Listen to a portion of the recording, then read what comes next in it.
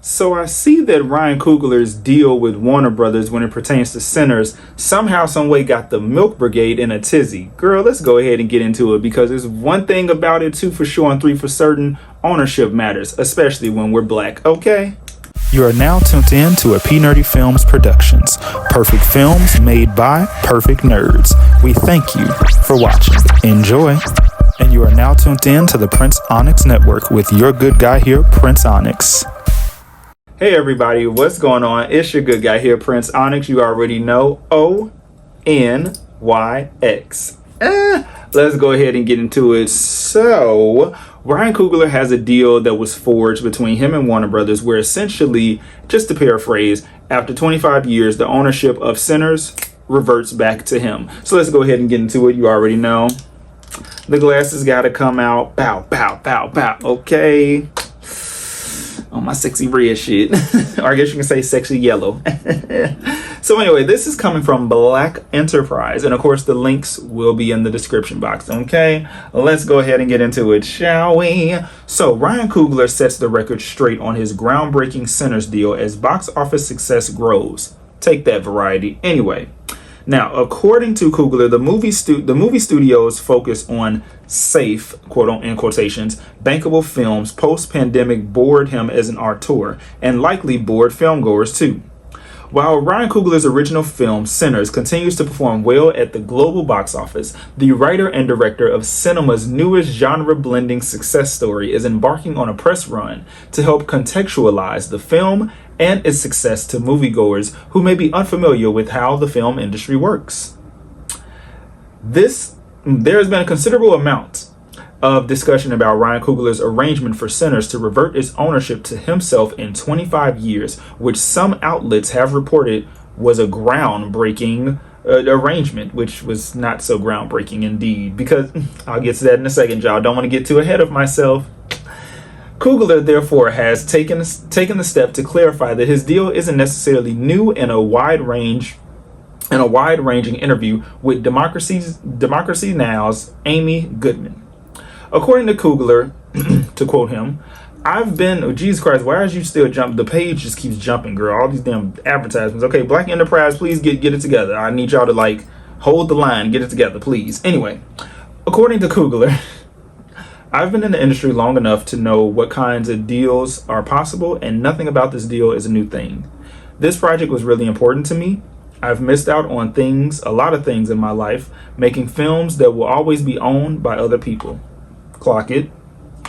For this one, because it was so personal, I asked for a few things for this project, for what it was about and what it is and what it meant for my family.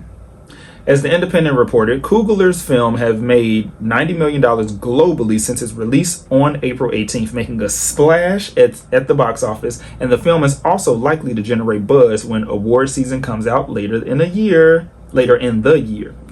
Since his groundbreaking film with 2013's Fruitvale Station, which showcased his talent for gripping emotional storytelling, Ryan Coogler has primarily directed franchise films. Major hits like Black Panther, Wakanda Forever, Creed, and Creed 2. While these blockbusters highlighted his writing and directing skills, they were created within constraints of studio-owned intellectual property, meaning Coogler didn't fully own or profit from them the way that he stands to with Sinners.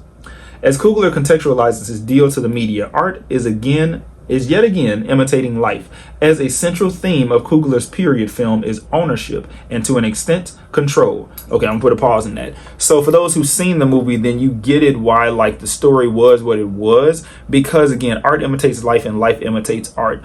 Ownership, and we hear this often with musicians, black musicians in particular, owning your masters, when actually the real trick is owning both your masters and your publishing. Owning your masters is one thing, that's great. Owning your publishing, when I tell you they see more money than you or I could ever see in one bank account, okay, in one lifetime, you're seeing so much money because you're able to you can license the music to TV shows, commercials, different advertisements, sports agencies, whatever the case is, they come to you directly. The middleman is cut out. You own your masters and your publishing, they come to you. They go to you, baby. They go to you. Okay, burp for confirmation. They go to you, okay?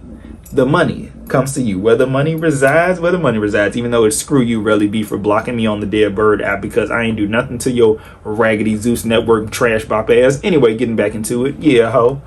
Anyway, getting back into it, you know, the story within Sinners, one of the plots definitely mirrors this of the ownership of this film. So as we get back into it, Proximity Media, Coogler's production company, which he and his wife own, as well as there's somebody else who owns it, Sev Oanian. I'm hoping I'm saying your name right. It was co-founded in 2018. Co-founded in 2018 as a joint venture to help tell stories that own their sensibilities about what they believe film should be. Coogler told The Hollywood Reporter that the movie studio's focus on safe, bankable films post the pandemic bored him as an auteur and likely bored film goers too.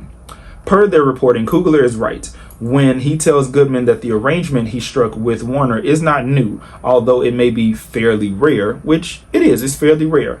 Quentin Tarantino has a similar deal in place for his film Once Upon a Time in Hollywood with Sony Pictures, wherein that film's ownership reverts to him after a period of 30 years, which I'll put a pause in this as well. When it comes to black artists getting these types of deals, it's not new. Because again, the white counterparts, the Eurocentric counterparts, the Milk Brigade gets these deals all the time, whether in the music industry or in film and television. They get these rights all the time. They get these rights all the time. It's only new when it's us.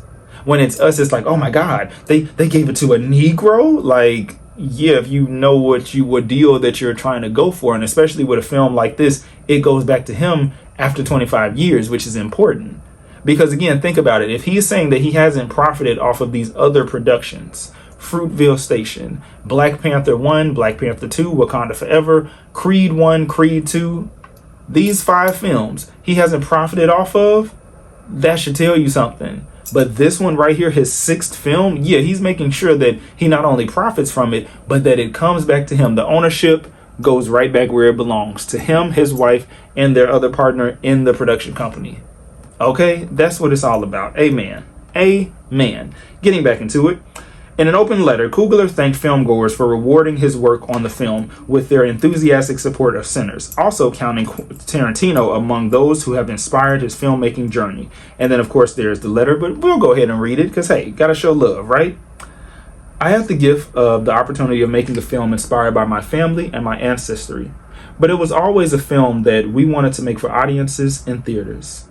We always had our minds on you, the audience, and felt a deep responsibility to entertain you and move you in the way only cinema can. I believe in cinema. I believe in the theoretical experience. The theoretical experience. I believe it is a necessary pillar of society. It's why me and so many of my colleagues have dedicated our lives to the craft. We don't get to do what we do if you don't show up. The global theater audience, because theater, girl, look, I'm trying, okay? I'm a little dyslexic, so give me a break. The global theater audience has allowed me to dream and find a career and build a more sustainable life for me and my family, Coogler wrote. And that is the end of that article. Of course, again, it will be a link in the description box. So yeah, I agree that it's like this deal is not new, and I think this is a good thing. Because again, if the white dudes can get it, see, this is a case of where we can say that, where if the white people can get these deals in Hollywood, you can too. I'm not finna say on some weird shit like with Shannon Sharp, oh well, if the white man can get away with it, so should the black man. That's some weird shit, okay? And I already did a video about that. Yeah, y'all will see that, because girl, what? Anyway, getting back into more important matters. This is very important when it comes to ownership, because again, one of the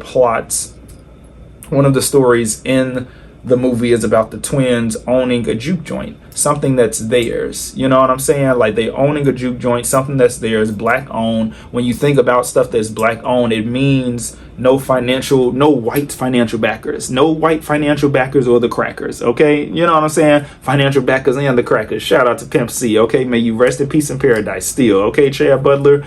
Anyway, getting back into it, it's about just us owning something made for us by us. FUBU, anybody? For us by us.